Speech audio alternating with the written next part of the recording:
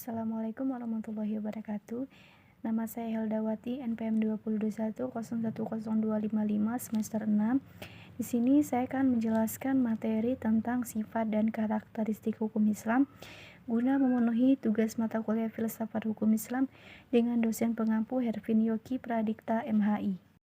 Sempurna artinya utuh, lengkap segalanya. Kesempurnaan hukum Islam atau syariat dapat dilihat dengan diturunkannya syariat Islam dalam bentuk yang umum dan mengglobal permasalahannya, kecuali hal-hal yang bersifat langgeng. Nas memuat prinsip-prinsip hukum terperinci, konkret, dan teknis. Misalnya masalah peribadatan, perkawinan, perceraian, dan warisan diterangkan secara terperinci. Syariat Islam dapat benar-benar menjadi petunjuk universal dengan bentuk yang umum dan global tersebut. Syariat Islam juga dapat diterima di semua tempat dan di setiap saat. Juga diharapkan hukum Islam dapat berlaku sepanjang masa. Elastis, sifat dan karakteristik hukum Islam yang kedua yakni elastis, mudah diubah bentuknya dan mudah kembali ke bentuk asal, lentur dan luas. Keelastisannya mencakup di segala bidang kehidupan manusia, baik jasmani maupun rohani, baik mengenai hubungan manusia dengan Tuhannya maupun hubungan interaksi sesama manusia, juga tuntutan mengenai kehidupan manusia di dunia dan akhirat. Hukum Islam memerhatikan segala aspek kehidupan manusia, baik di bidang muamalah, ibadah, jinayah, siasa, dan di bidang-bidang lainnya. Namun segala aturan yang ditawar oleh hukum Islam itu tidak berarti pula menjadikan hukum Islam memiliki dogma yang kaku, beku, keras, dan memaksa. Nas membuka peluang untuk memanfaatkan akal guna berijtihad dan memilih cara yang paling sesuai bagi pelaksana dan sesuai pula dengan keadaan. Universal alami berarti umum, berlaku untuk semua orang atau untuk seluruh dunia, bersifat melingkupi seluruh dunia. Ini berarti bukan berarti hukum Islam itu tidak dibatasi oleh lautan maupun batasan suatu negara. Bukti yang menunjukkan bahwa hukum Islam itu mempunyai sifat universal atau tidak harus dikembalikan kepada Al-Quran. Hukum Islam universal ini dinyatakan oleh Al-Quran sendiri yang berbunyi, dan bukannya kami, Allah, mengutus kamu Muhammad, melainkan untuk menjadi rahmat bagi semesta alam. Quran Surat Al-Anbiya ayat 107.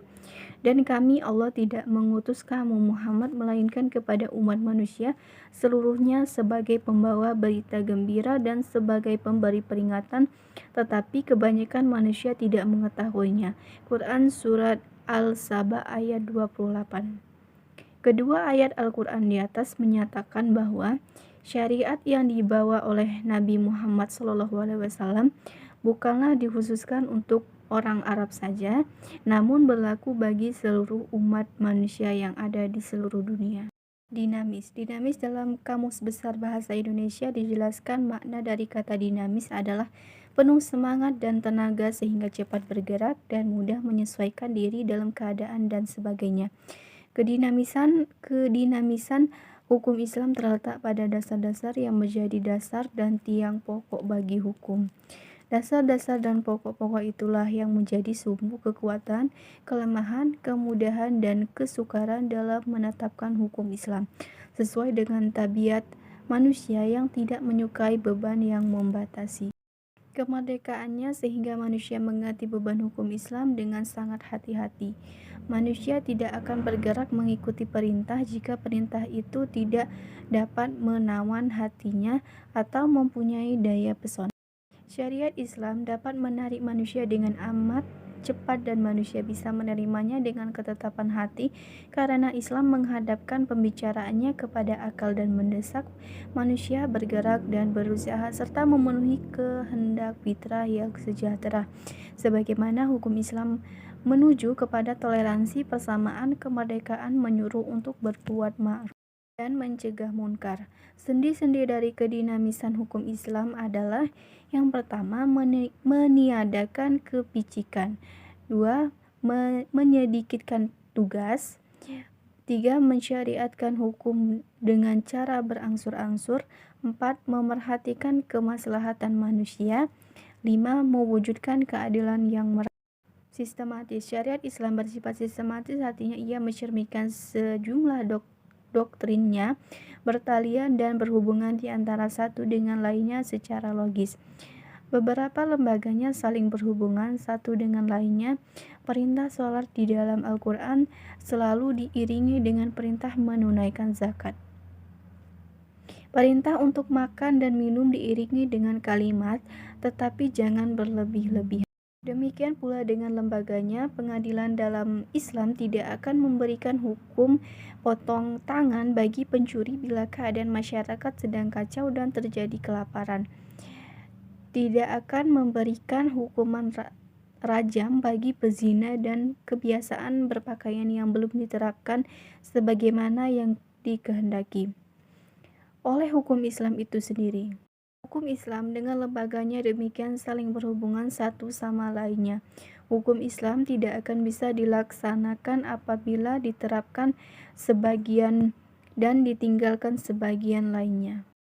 Hukum Islam bersifat ta'abudi dan ta'akuli. Al-Shatibi menyatakan bahwa ta'abudi adalah sesuatu di mana tujuan hukum dalam melembagakan hukum untuk membebaskan mukallaf dari perintah-perintah hawa nafsunya. Hawa agar dia menjadi hamba Tuhan dengan sukarela atau ikhtiaran.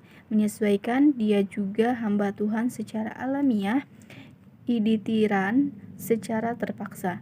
Sedangkan ta'akuli adalah sebaliknya.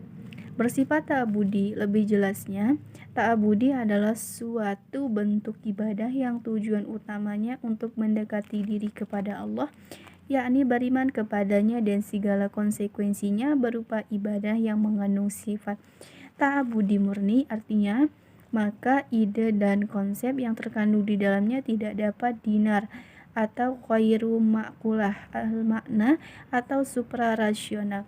Manusia harus menerima apa saja yang telah ditetapkan oleh syariat.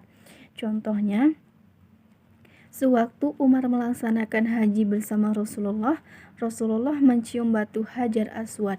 Melihat hal itu berucaplah Umar radhiyallahu anhu, "Kamu hanyalah sebuah batu. Jika aku tidak melihat Rasulullah menciummu, niscaya tidak akan aku lakukan hal ini." Bersifat ta'akuli. Kedua, yakni ta'akuli berbentuk dalam bidang muamalah. Ta'akuli ini bersifat duniawi yang maknanya dapat dipahami oleh nalar ma'kulah al-makna atau rasional, maka manusia dapat menaklukkannya dengan bantuan nalar dan pemikiran manusia.